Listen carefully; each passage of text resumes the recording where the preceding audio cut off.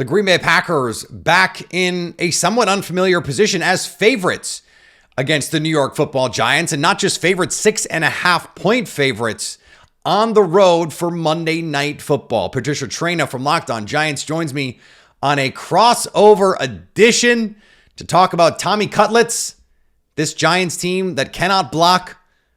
And is there a way? Is there a path to the Giants upsetting the Packers? There probably is. What does it look like? We're going to talk about all of it on our crossover Thursday. Let's go.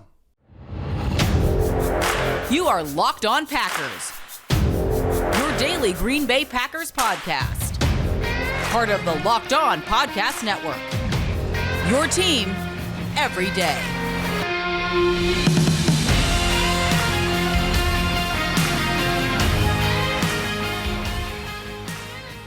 You are Locked On Packers, part of the Locked On Podcast Network, your team every day. I'm Peter Bukowski, and I cover the Packers for The Leap, a newsletter I would love for you to subscribe to. Follow me on Twitter, Peter_Bukowski. Follow the podcast on Twitter, Locked On Packers. Like us on Facebook. Subscribe to the podcast, iTunes, Spotify, Google Podcasts, wherever you find podcasts. You will find Locked On Packers, the #1 Packers podcast on the internet. And the show for fans who know what happened, they want to know why and how. Today's crossover edition of Locked On Packers brought to you by Prize Picks, the easiest and most exciting way to play daily fantasy sports. Go to prizepicks.com/LockedOnNFL and use code all lowercase LockedOnNFL for a first deposit match up to $100. So, Locked On Packers, Locked On Giants, our crossover Thursday.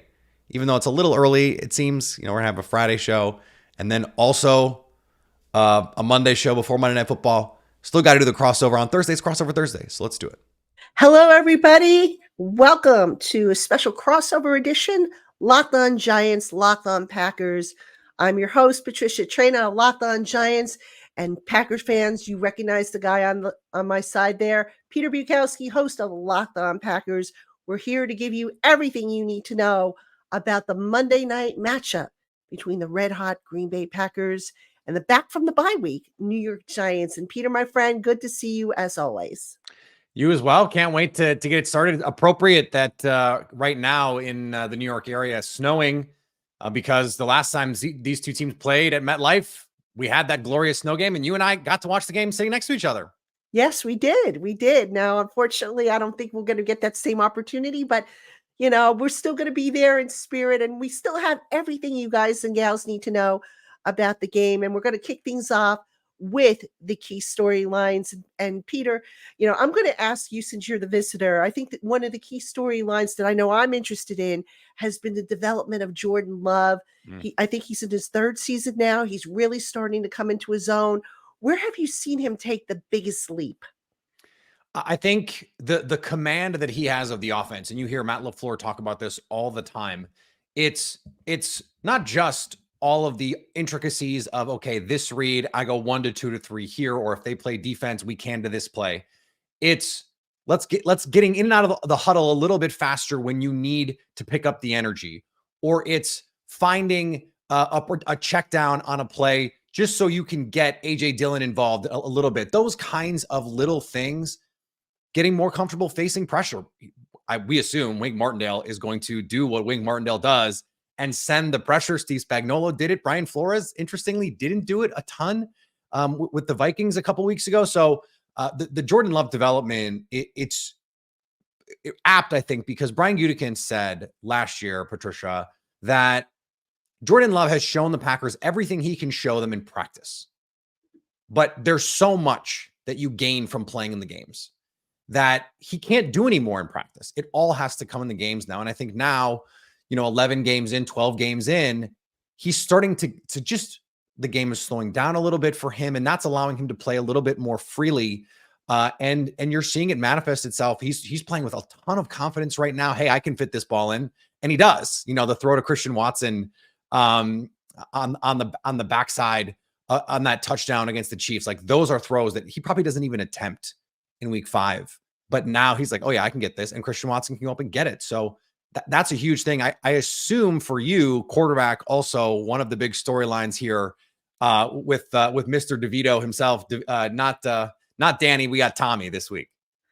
We got the Italians the Italian stallion there, Tommy Yeah. DeVito, named starting quarterback by head Let's get coach some Brian Daboll. gabagool in here, some prosciutto. Let's go.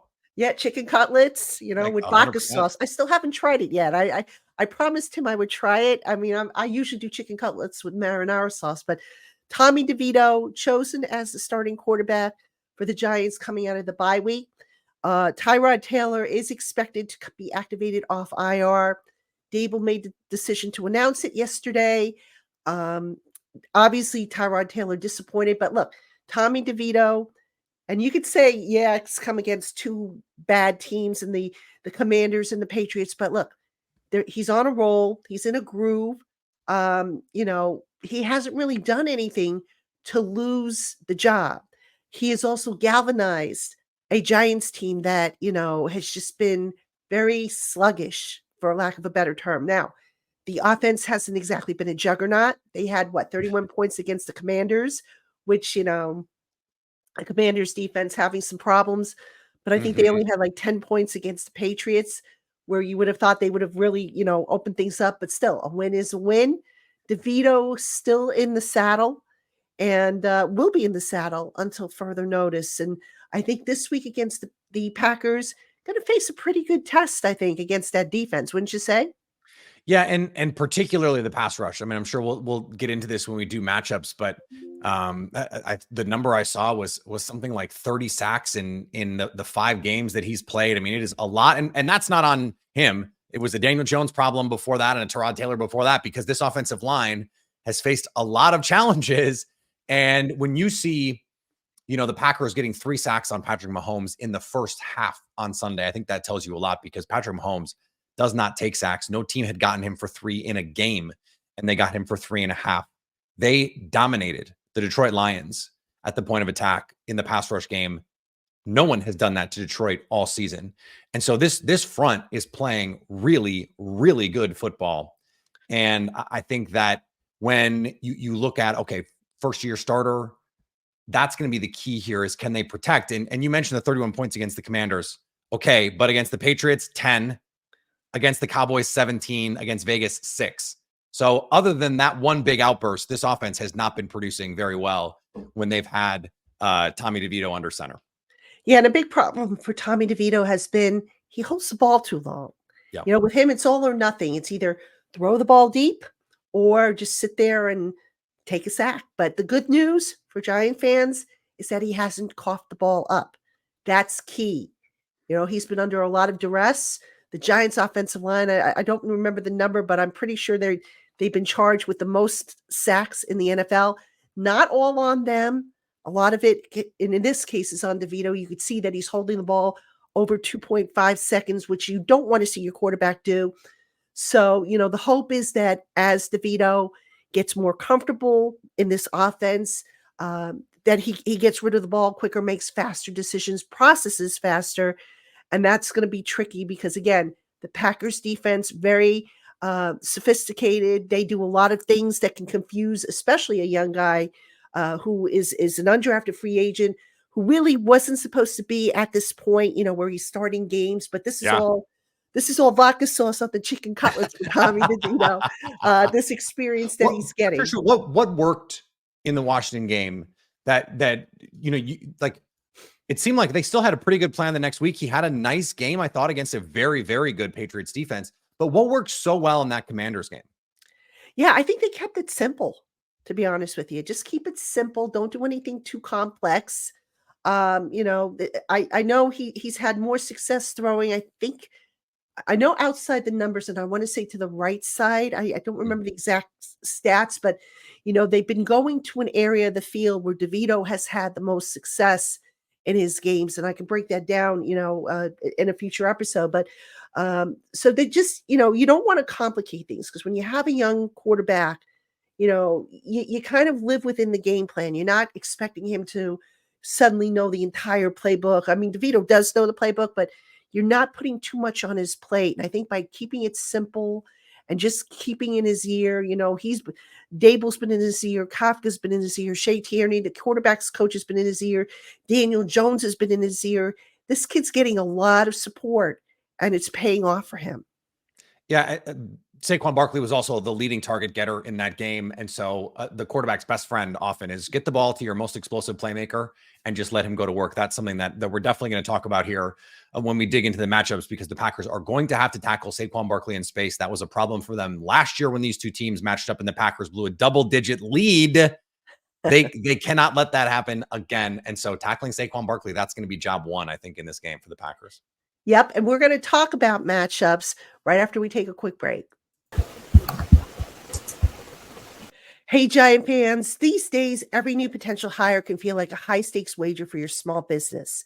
You want to be 100% certain that you have access to the best qualified candidates available, don't you? Well, that's why you have to check out LinkedIn Jobs. LinkedIn Jobs helps you find the right people for your team faster and for free.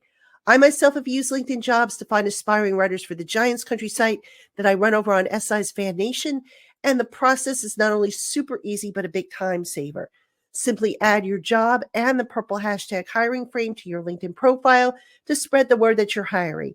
Simple tools like screening questions make it easy to focus on candidates with just the right skills and experience so that you can quickly prioritize whom you'd like to interview and hire. So don't spend time sorting through endless resumes and dead-end leads. Put LinkedIn Jobs to work for you today for free by visiting linkedin.com/LockedOnNFL. Terms and conditions apply. All right, everybody, welcome back to Crossover Thursday.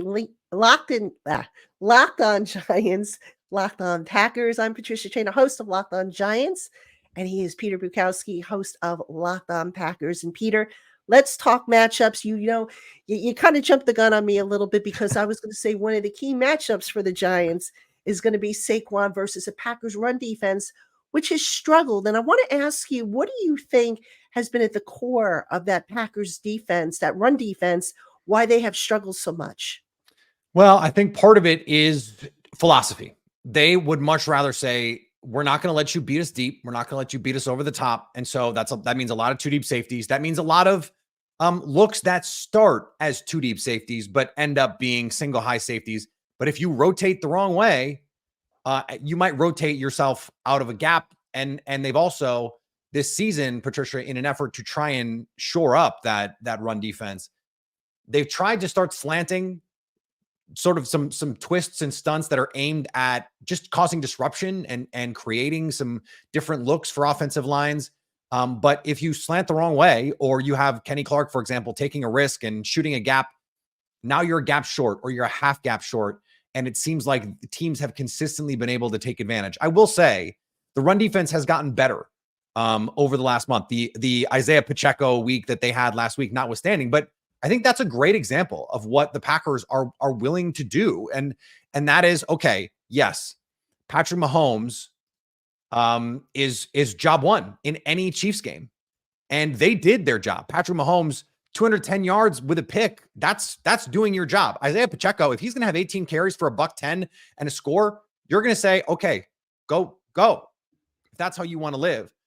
Where I have struggled with this, Patricia, is they don't adjust well. And honestly, and all due respect to Joe Barry, who's a professional and forgotten more about football than I will ever know. When he said last year against the Giants, they booted and play action Daniel Jones much more than we expected. What did you expect then? Because that was the whole offense last year. And I didn't understand going into a game like you and I talked about this offline, because I was so just like gobsmacked when he said this. Because that was how they beat the Packers, and it was how they beat everybody else all season. And that was true before they played, and it was true after they played. And so the adjustments, it's like if the initial plan isn't there, and they've had some really good plans. You go back to the Vikings game last year where they took Justin Jefferson out with double teams and Jair Alexander and all that stuff. Like, they could put together a really good plan, but it's like when plan A doesn't work, they don't have a great plan B oftentimes. And so that's the big problem right now with Joe Barry. The good news is the front is playing so well, especially rushing the passer.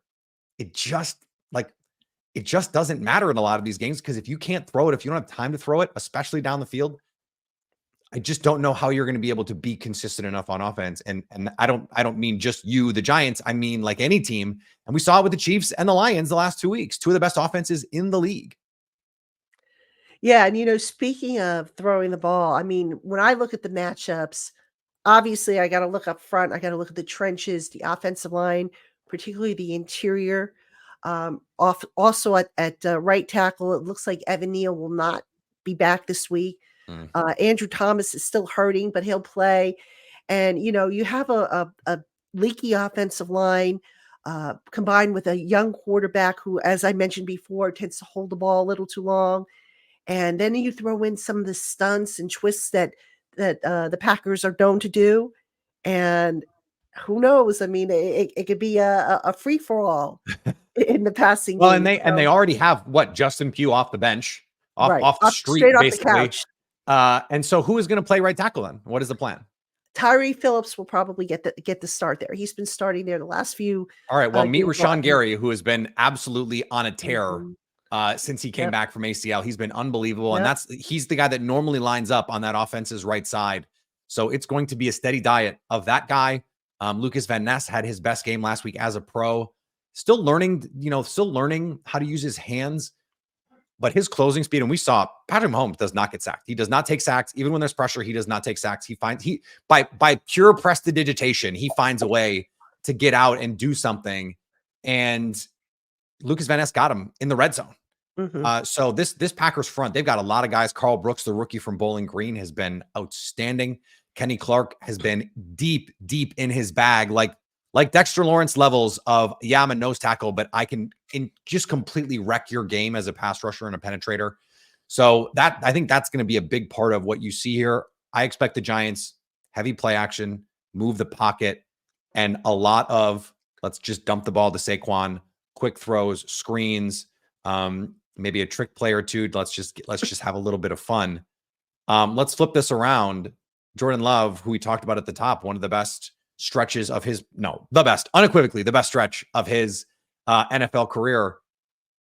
Wink Martindale was not afraid to come after Aaron Rodgers last year. I do not expect him to be afraid to come after Jordan Love. And that has worked so far.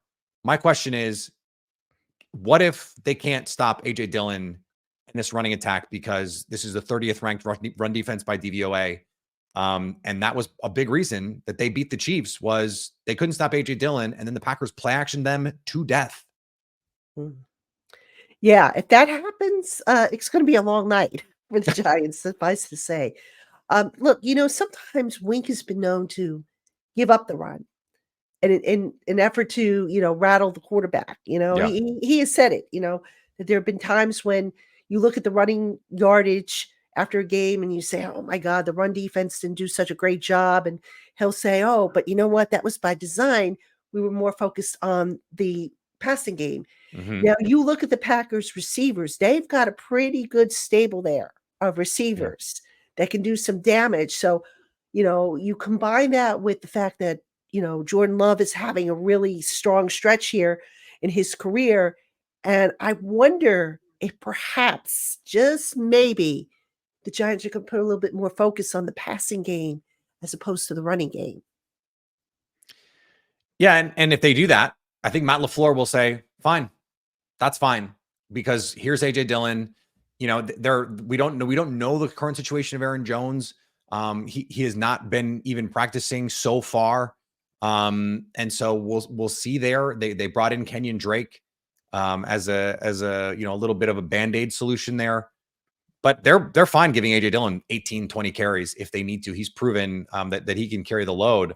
So this is fascinating to me too, because when you look at some of the breakdowns, and I always love to do this when I do my opponent work, that this is the number one team defending tight ends in the league this year, and one of the worst team defending wide receiver ones in the league this year. Well, looks like Christian Watson is hurt, and is not going to be able to go in this game. That's their wide receiver one. And Luke Musgrave, who is their number one tight end, also hurt on IR. Tucker Kraft has filled in nicely. So it seems like if you're going to say, okay, stop the pass, this sets up, as nicely as it can for the Giants defense, because they don't have that guy who had really emerged the last couple of weeks, Patricia. I mean, Christian Watson had been playing really, really well these last 2 weeks.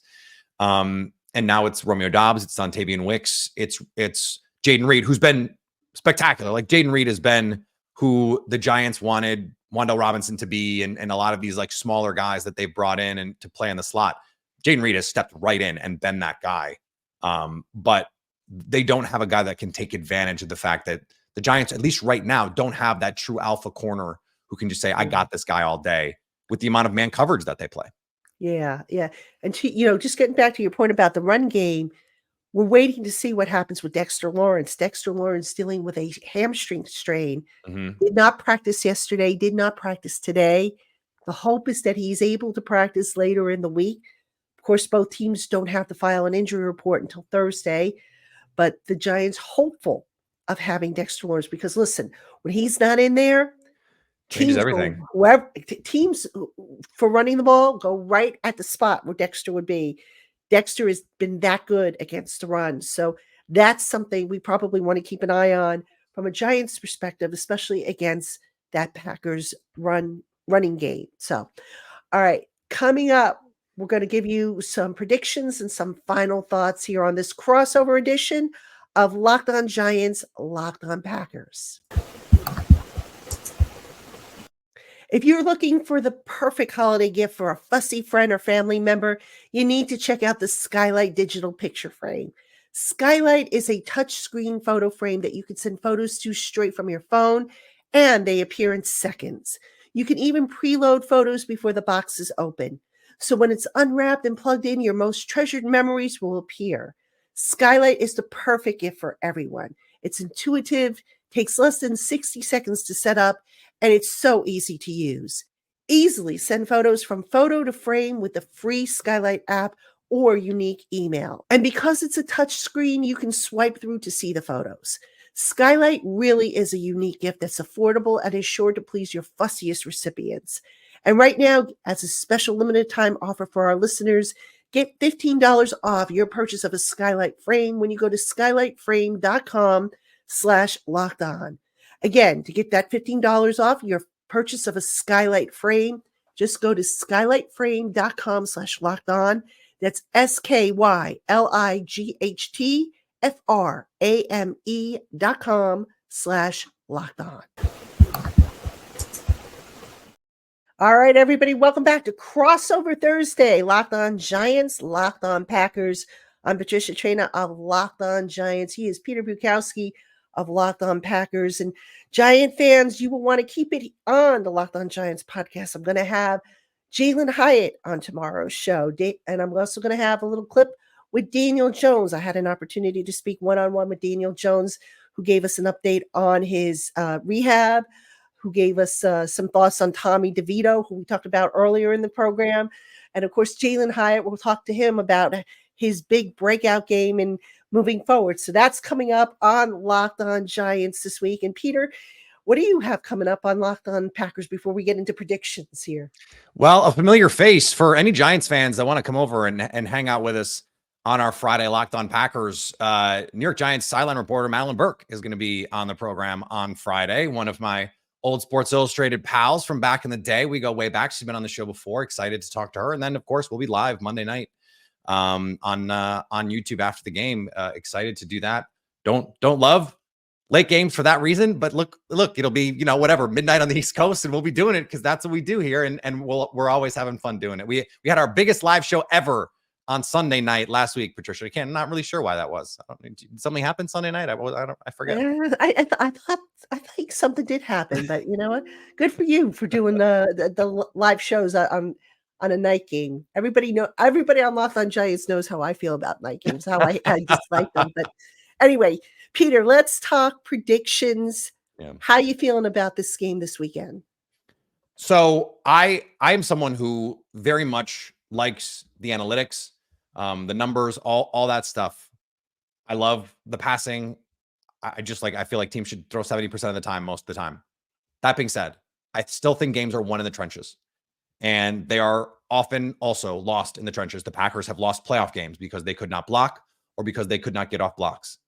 And I just believe the advantage in this game tilts, even if Dexter Lawrence plays, I think the advantage tilts so heavily in the Packers' favor there that look, they're 6.5-point favorites by our friends at FanDuel on the road for a reason. NFL high 69 sacks allowed. Nice. The Pro Football Focus grades, the 32nd best pass blocking offensive line, 30th in run blocking. And they've also, just for good measure, been penalized 29 times for holding or a false start. Those stats from our pal Zach Cruz over at Packers Wire. If you can't block, that's a really big problem. And if you can't block against this Packers team, you're dead. And you can't block with a third string quarterback. Joe Barry issues and criticisms that I have notwithstanding, I think this Packers offense is playing really well. I think this front is playing really well. And whether or not they can get to, put some crooked number on the board, I don't know.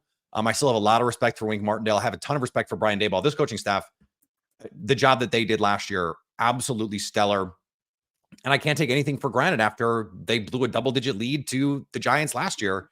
But that Giants team is not walking through that door. And so I think this is the kind of game that you win, 24-10, 27-14, something like that. I think the Packers win and they cover.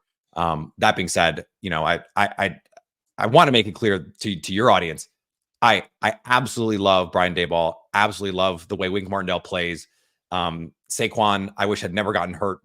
That rookie season, I rarely have more fun watching a player than that version of Saquon. And I hope he doesn't show up on the field on Monday, with all due respect.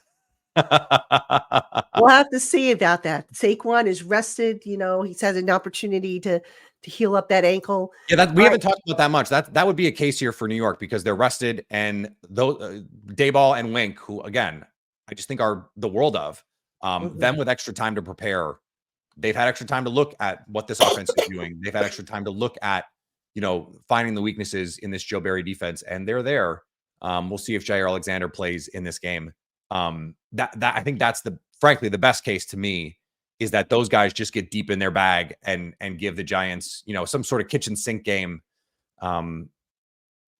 That seems unlikely to me, though, just given all the other hardships that they're dealing with right now. Well, the good news for the Packers is that the Giants, coming off the bye, 18-24 for a 42.9% win rate. That's all time. That ranks towards the bottom of the league. Only I would imagine.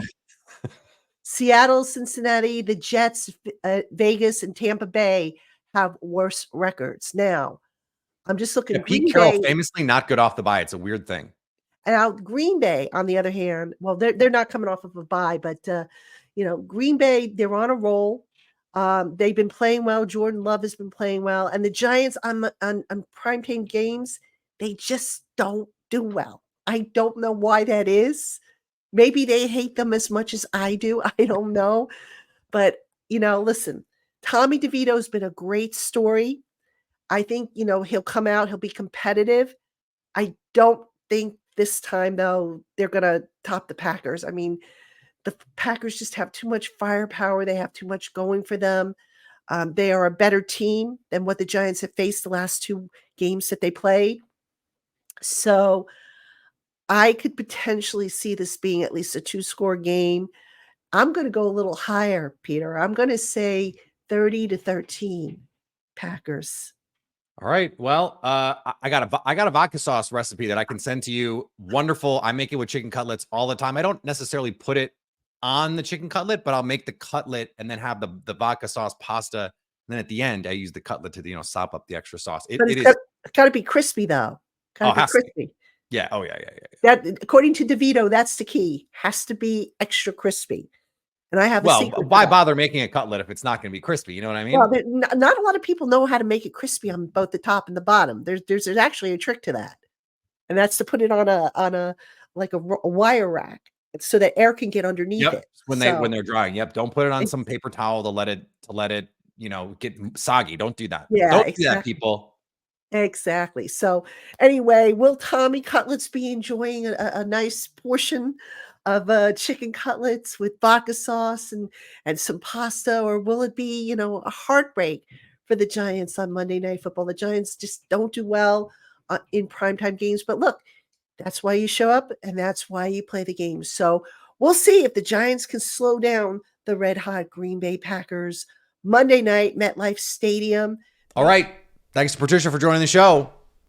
And it is a blast to talk to her. Like I said, we the last time this happened, the last time these two teams played at MetLife was actually the first time I met Patricia in person. We sat next to each other. We watched the game, the press box. It snowed. It doesn't look like we're going to get snow for this game, but you never know. All right, back tomorrow. Madeline Burke, as I mentioned, locked on, the New York Giants sideline reporter. And she does great work. We go way back. Excited to talk to her tomorrow on the show for our interview Fridays. And then, back at it. Back at it on Monday. Ready to go for Monday Night Football. Follow me on Twitter, Peter_Bukowski. Follow the podcast on Twitter, Locked On Packers. Like us on Facebook. Subscribe to the podcast. iTunes, Spotify, Google Podcasts. Wherever you find podcasts, you'll find Locked On Packers. And anytime you want to come hang out with us live, like we will be on Monday night, not Sunday this week, you can go do that. Subscribe to us on our YouTube page with Locked On Packers so you can stay Locked On Packers.